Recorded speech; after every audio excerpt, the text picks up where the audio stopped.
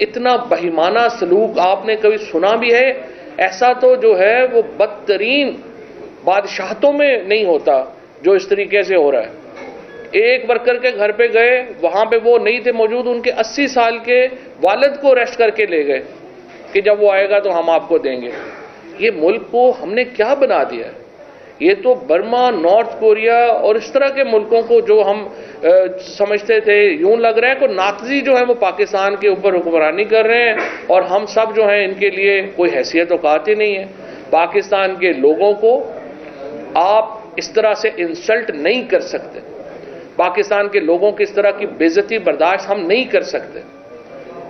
آج international community میں پاکستان کے بارے میں شدید تشویش پائی جاتی ہے، چاہے امریکن سینیٹرز ہوں، چاہے برطانیہ کے ریپرزنٹیٹیوز ہوں، چاہے یورپی یونین کے لوگ ہوں، اور اسلامی ملکوں نے بھی اس کے اوپر پاکستان کے اور تحریک انصاف کی ورکرز کے ساتھ جو سلوک ہو رہا ہے اس پر آواز اٹھائی ہے۔ لیکن میں آپ کو بتا دوں، جس طریقے سے یہ حکومت چل رہی ہے، پاکستان کو دوبارہ یہ فیٹف کی لسٹ میں ڈلوائیں گے۔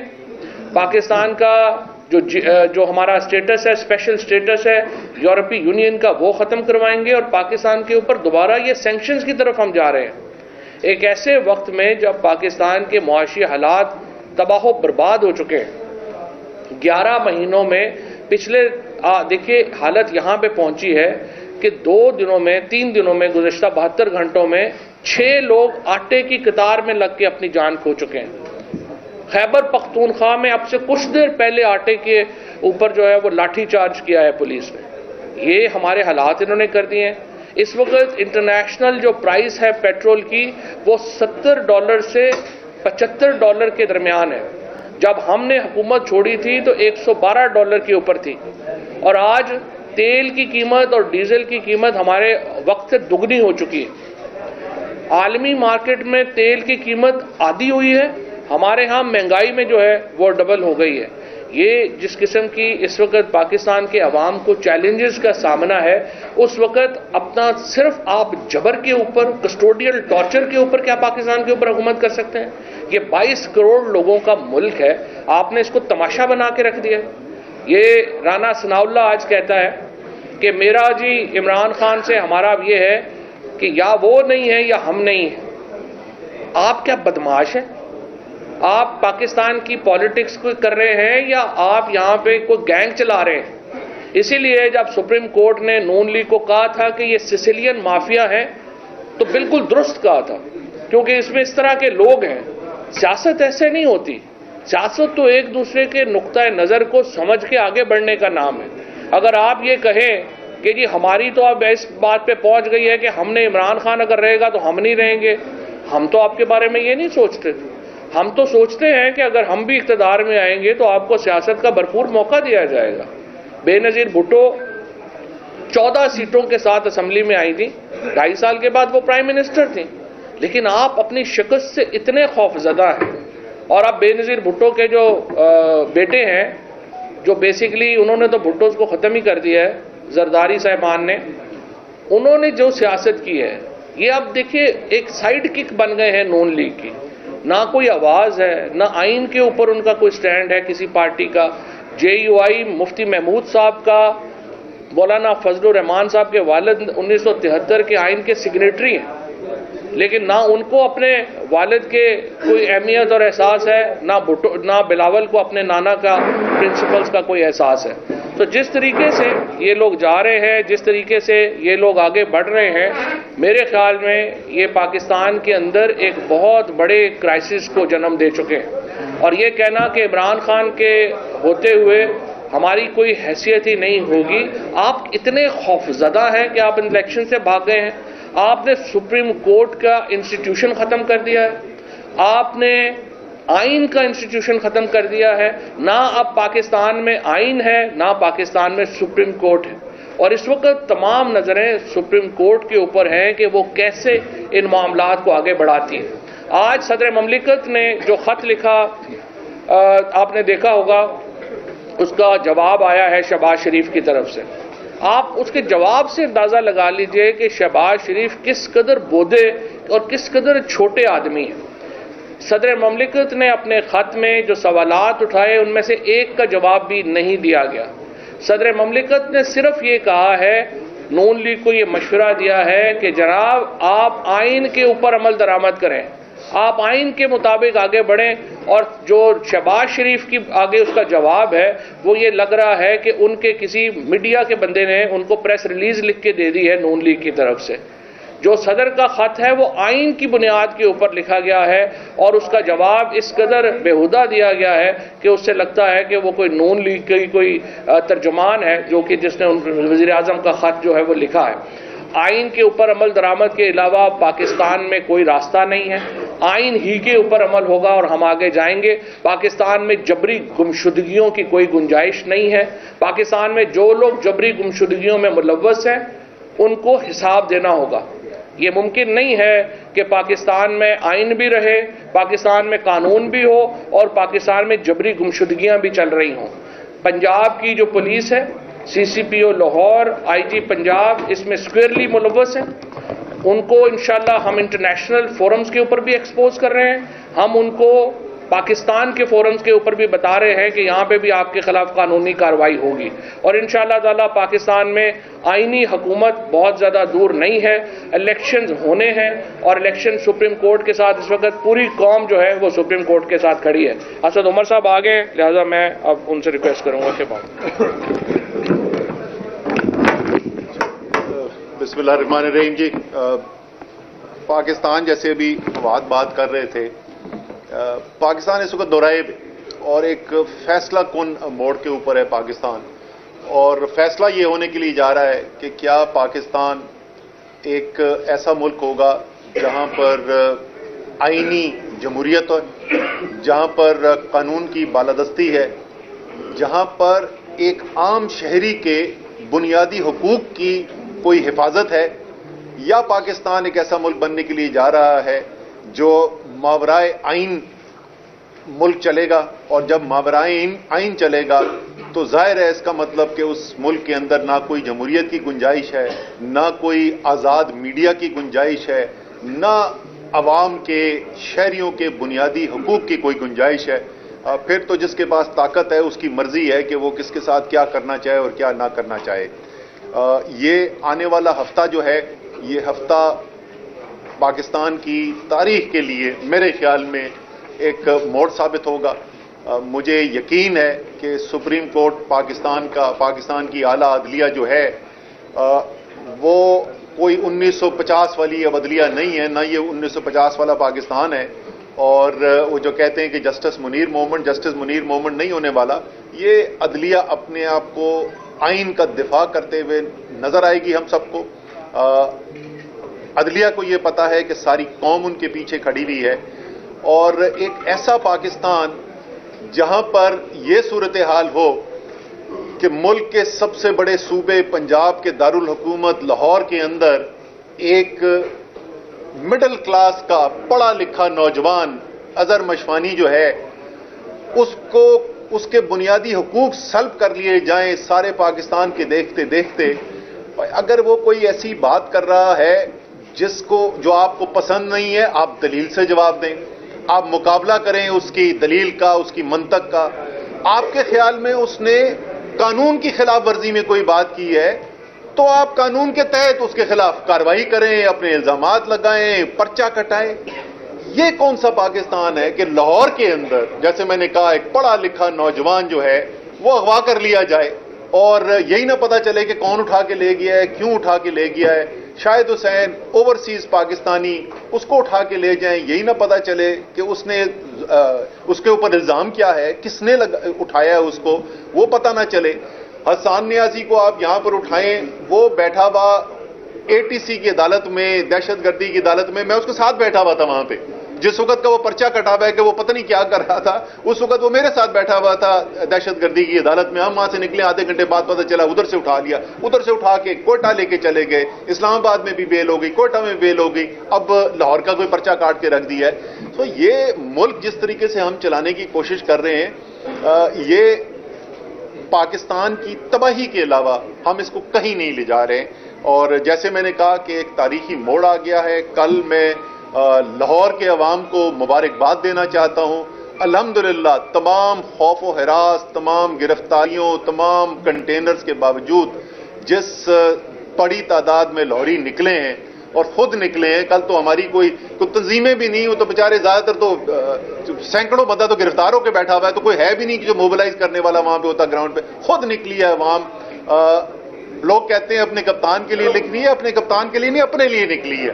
ان کو نظر آ رہا ہے کہ پاکستان کا مستقبل کدھر جا رہا ہے. تو انشاءاللہ تعالی پاکستان جو ہے اس تاریک رات سے گزر رہا ہے، اس میں کوئی شک نہیں ہے. فسطائیت اپنے عروج پہ ہے، لیکن میرا ایمان، میرا یقین یہ کہتا ہے کہ رمضان کے مہینے میں پاکستان بنا تھا. اللہ تعالیٰ نے ہمیں ملک دیا تھا ایک رمضان کے مہینے میں، اور رمضان کے اسی مہینے میں انشاءاللہ تعالیٰ اس کی بہتری کا سفر بھی شروع ہوگا اور انشاءاللہ تعالیٰ پاکستان بہتری کی طرف جائے گا. ڈاکٹر صاحب یہ بتائیے کہ کیا 1970 جیسے حالات پیدا ہو گئے ہیں کہ ہم جمہوریت کا خواب دیکھتے دیکھتے کسی اور راہ پہ کبھی چل پڑیں گے؟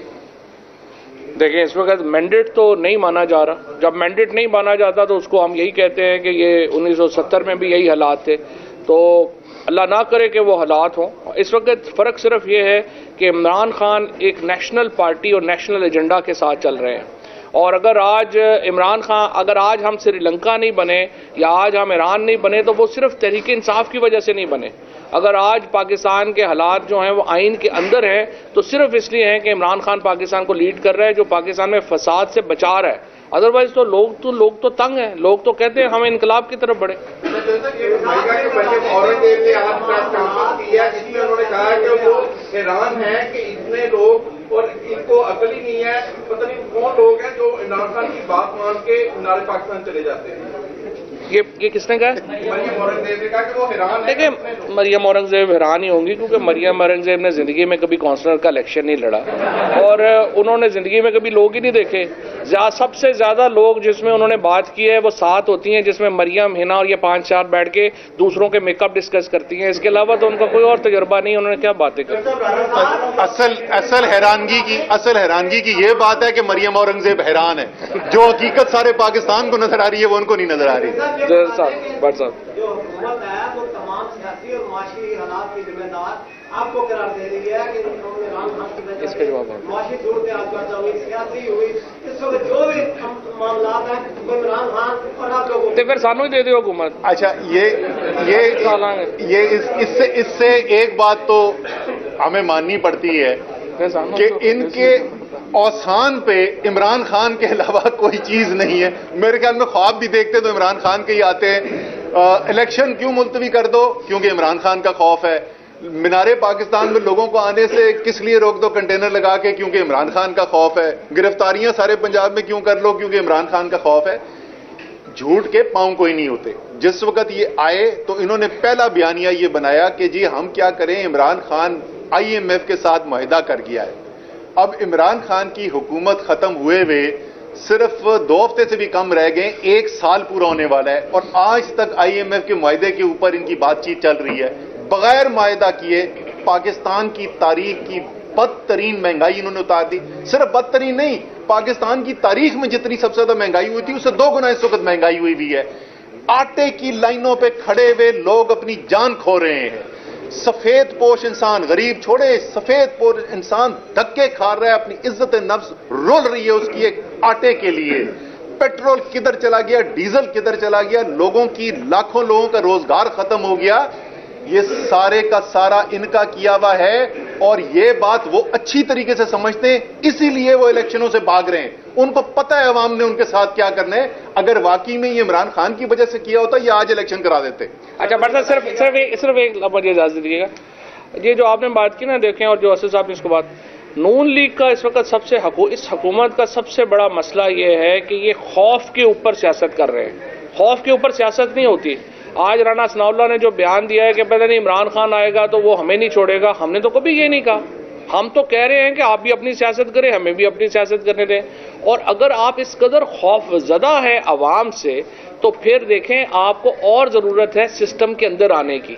آپ سسٹم سے باہر ہوں گے، عوام یہاں پہ اگر الیکشن نہ ہوئے اور آپ انقلاب کی طرف چلے گئے تو پھر آپ کا کیا حشر ہوگا؟ آپ سسٹم میں رہیں. یہ رانا ثناء اللہ سے مجھے ایک چیز یاد آئی. رانا ثناءاللہ کہتے ہیں اب تو دشمنی ہے، یا ان کا وجود ہوگا یا ہمارا وجود ہوگا۔ تحریک انصاف کی حکومت کس طریقے سے کام کرتی تھی، رانا ثناءاللہ کے خلاف مقدمہ آیا، کابینہ میں اس کی بحث ہوئی، اور اس بحث میں مجھے آج تک یاد ہے فواد چودھری نے اور مزید ہمارے جو ساتھی تھے انہوں نے سخت ترین سوالات کیے باوردی جرنیل صاحب سے کہ یہ جو آپ رانا ثناءاللہ کے اوپر الزام لگا رہے ہیں ہم اس سے مطمئن نہیں ہو رہے۔ رانا صاحب تحریک انصاف ایسے کام کرتی تھی۔ رانا صاحب نے اسٹیٹمنٹ دیا کہ ہم قانونی فیصلہ تک جانا پڑا ہم جائیں گے۔ ایک وقت ہے الیکشن سیل قائم کر دیا، آپ کو امید ہے الیکشن ہوں گے؟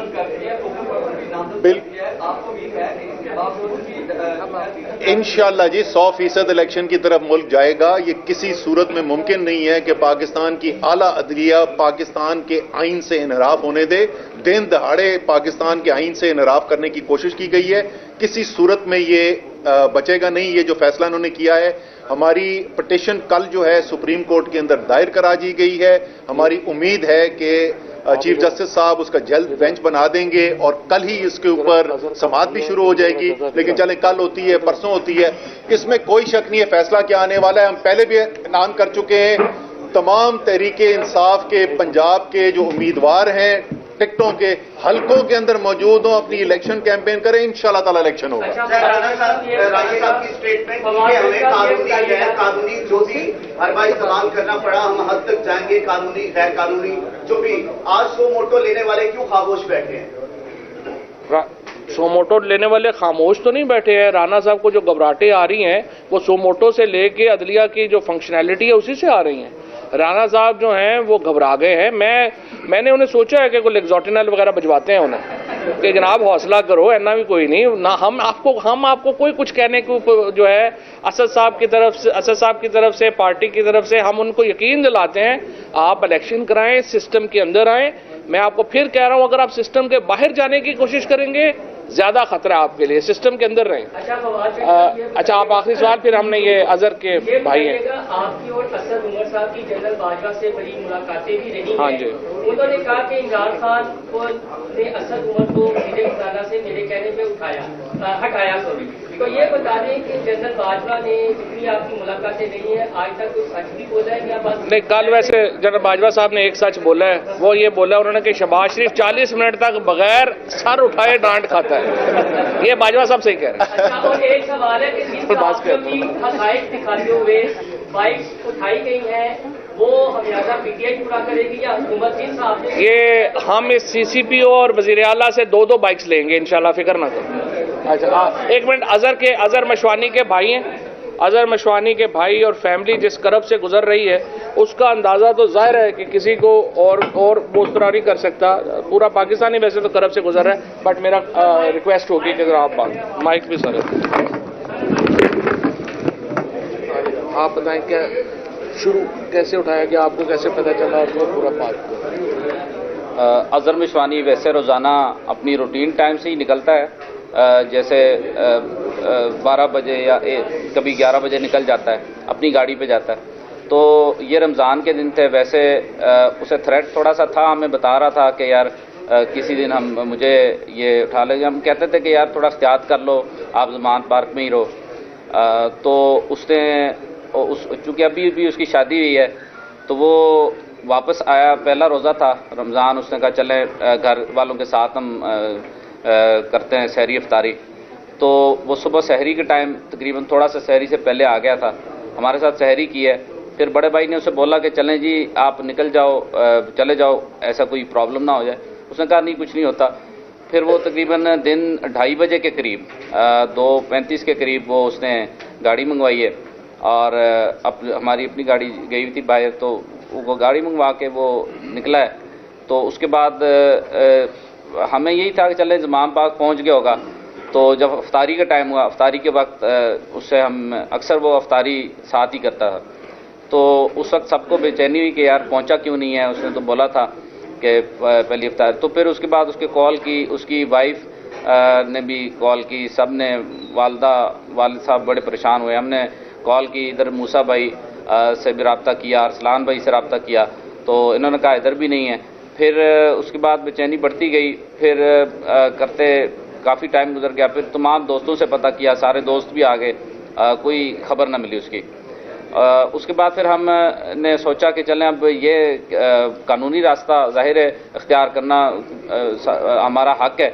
ہم وہاں تھانے گئے گرین ٹاؤن میں رپورٹ درج کروانے کے لیے، تو انہوں نے رپورٹ ہماری درج نہیں کی، اور انہوں نے کہا جی ہم آپ کی جو درخواست ہے اوپر بھیجیں گے اور وہ واپس آئے گی تو پھر جو ہم اس پہ آگے عمل کریں گے۔ اور دوسری بات، جب وہ ہم درخواست دے رہے تھے وہ کہتا ہے کہ اس میں سے آپ پی ٹی آئی والا لفظ نکال دیں تو باقی جو درخواست ہم اس کے بعد ایکسیپٹ کر لیں گے، کیوں ہمیں اوپر سے آرڈر آئے ہیں کہ آپ ایسی کوئی بھی درخواست قبول نہیں کریں گے جس میں پی ٹی آئی کے لکھا ہو، یعنی پی ٹی آئی کے کسی بھی کارکن کی درخواست، کیونکہ ان دنوں کافی سارے پی ٹی آئی کے کارکن اٹھائے جا رہے ہیں وداؤٹ اینی وارنٹ، پتہ بھی نہیں چل رہا۔ تو اسی طرح سے بھائی بھی گم ہو گیا۔ پھر اس کے بعد کافی کوشش کے بعد پھر عمران خان صاحب کا شکریہ، انہوں نے ہمیں بلایا، ان سے ملاقات ہوئی، ہم دونوں کے زمان پار بھائی، تو انہوں نے ہمیں ریفر کیا میاں علی اشفاق صاحب کے ساتھ، انہوں نے کافی ہمارے ساتھ کوآپریٹ کیا، لیکن اس کے باوجود بھی یہاں تک دیکھیے کہ ہماری رپورٹ پھر بھی درج ہوئی۔ کل جا کے رات کو ہماری رپورٹ آلموسٹ 3 دن گزر گئے ہیں، اس کے بعد ہماری رپورٹ درج ہوئی۔ اس کے بعد بھی تحقیقات کا آغاز بالکل بھی نہیں کیا گیا۔ بھائی ابھی بھی گمشدہ، ابھی بھی نہیں پتہ کس نے اٹھایا، کون لے گیا۔